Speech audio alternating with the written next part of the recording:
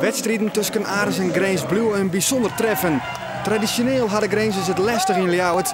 Aris is een echte angstgegner voor de kampioensploeg. Zowat Grains jedde dit seizoen al op sensationele wijze verslaan in het kellerdikje.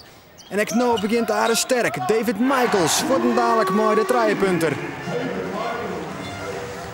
En dit is Whit Holcomb. Kreeg een week rest van coach Erik Braal, maar is weerom. Paaskop, Poels en de dunk. Zo zit Aris voorts lekker in de wedstrijd. En toch is Braal net helemaal tevreden, want ook Grains scoort zijn punten. En dus houden beide ploegen elkaar in liekweegt. Na het eerste kwart is het 22-24, een lietse vastsprong dus van Grains. Dat terugzet in het tweede kwart, triepunter voor Jamal Boykin. De Grainzers hebben een toekeriete. Want hier is het op een Boykin. Draait hem zelfs vrij en scoort. Een god van 10 punten noemt het in het tweede kwart.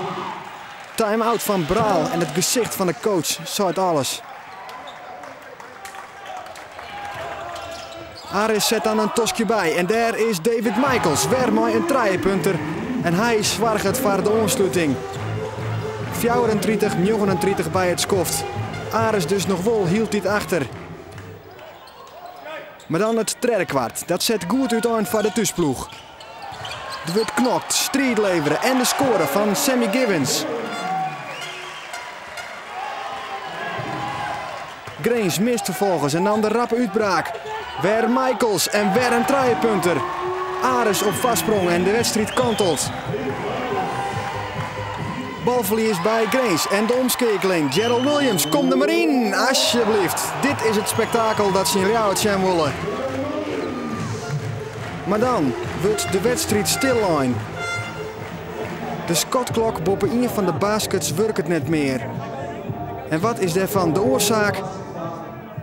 Deze kapotte stekker. Die doet het net meer, maar er wordt besloten om terug te spelen maar één shotklok minder. En Grains liet het meest last te hebben van die onderbreking. Ze missen en dan dendert Aris er doorheen. Givens op Williams en de vastsprong rent op.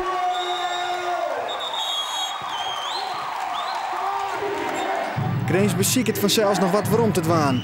Jason Duriso scoort wel, maar hield dit had Aris een antwoord klaar. Het god is slime en dat wordt maar succes vasthouden. Kerazi, naar Givens, naar Michaels en weer een score. Alles valt bij Michaels, die met 23 punten topscutter wordt bij Aris. En hier maakt hij zijn 6e triepunter. De buit is binnen voor Aris. De eindstand wordt uiteindelijk 84-74. De laatste dunk van Michaels wordt affluiten vanwege een voetfout, maar zit er wel mooi in. Aris wint voor de tweede keer dit seizoen in eigen huis van Grains. En coach Erik Braal is tevreden. Ik vond het een hele mooie wedstrijd, heel intensief, met veel intensiteit gespeeld. Dat is ook reclame voor het basketbal. Is dit wat u tot nu toe heeft gemist? Nee, want zo hebben we wel vaker gespeeld, of delen van wedstrijden gespeeld. Maar nu konden we die concentratie wel opbrengen voor de 40 minuten en dat was ook nodig. Want anders hadden we het niet gewonnen. Tegen Groningen spelen is altijd sowieso gewoon bijzonder. Gewoon. En ja, de fans waren gewoon echt super. Zij stonden gewoon de hele wedstrijd achter ons. En ja, dat gaf gewoon een extra boost.